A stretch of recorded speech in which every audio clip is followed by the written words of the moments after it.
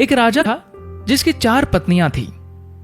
वो राजा अपने चारों पत्नियों से प्यार तो करता था, लेकिन चौथी पत्नी को सबसे ज्यादा प्यार करता था। हमेशा उसके लिए कुछ उपहार लाता, उसकी खुशी का पूरा ध्यान रखता, महंगे महंगे तोहफे देते रहता। साम्राज्य में सबसे बेहतरीन चीजें वो उस चौथी पत्नी को दे दिया करता था। उसी राजा की तीसरी पत्नी बहुत खूबसूरत थी, इसलिए वो उसका इस्तेमाल करके पड़ोस के राज्यों में दिखावा करता।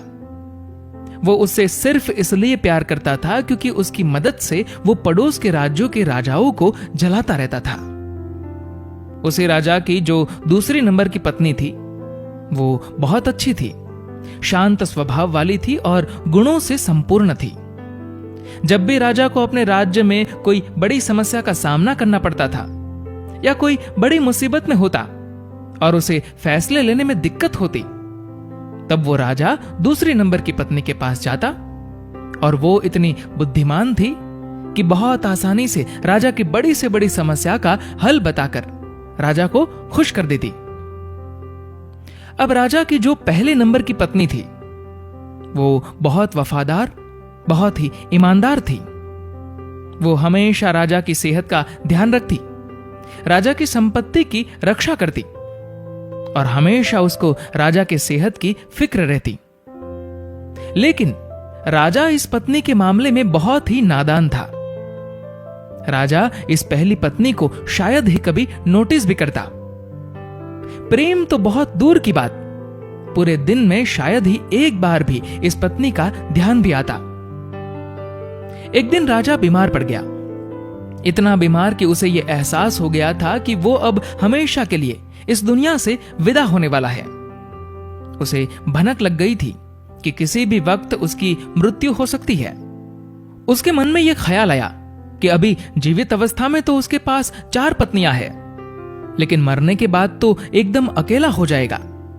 उसने अपने चौथे नंबर की पत्नी को बुलाया और पूछा कि मैंने तुम्हें सबसे ज्यादा प्यार दिया, अब मैं मरने वाला हूं, तो क्या तुम मेरे साथ आ सकती हो और मृत्यु के बाद भी मेरे साथ रह सकती हो? चौथी पत्नी बिना एक भी शब्द बोले राजा से दूर चली गई।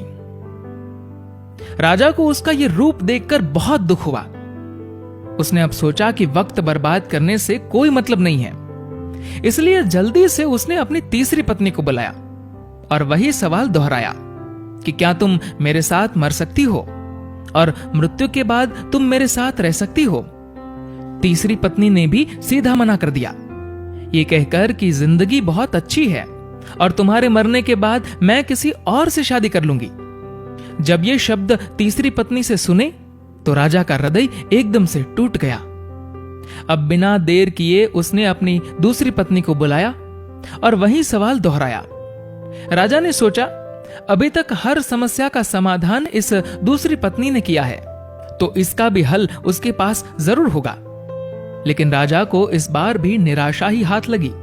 इस पत्नी ने कह दिया कि माफ करना, क्योंकि इस बार मैं आपकी कोई मदद नहीं कर सकती। राजा पूरी तरह से टूट गया। फिर बाहर से एक आवाज आई कि मैं तुम्हारे साथ चलूंगी, चाहे तुम जहां भी जाओ मैं साथ दूंगी। राजा ने आंखों में आंसुओं के साथ नजरें उठाई और देखा तो ये पहली पत्नी थी। ये पहली पत्नी बहुत बीमार और दुखी दिख रही थी। राजा ने कहा, शायद मुझे तुम्हारी देखभाल ठीक से करनी चाहिए थी, मैंने तुम्हारा ध्यान नहीं रखा।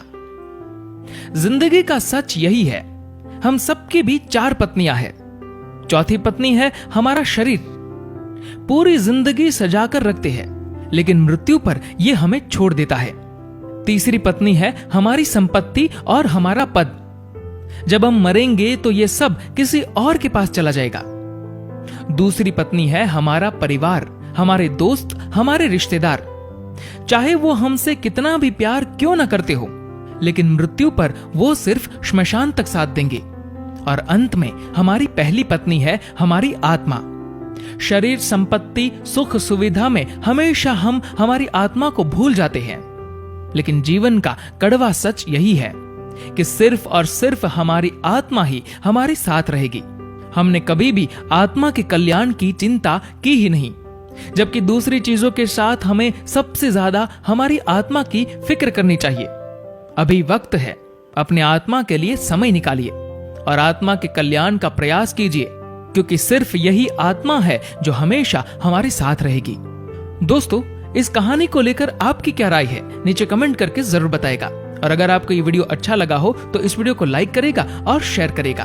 और ऐसे ही इंस्पिरेशनल स्टोरीज के लिए फॉलो करें हमारे फेसबुक पेज को और सब्सक्राइब करें हमारे यूट्यूब चैनल को। धन्यवाद।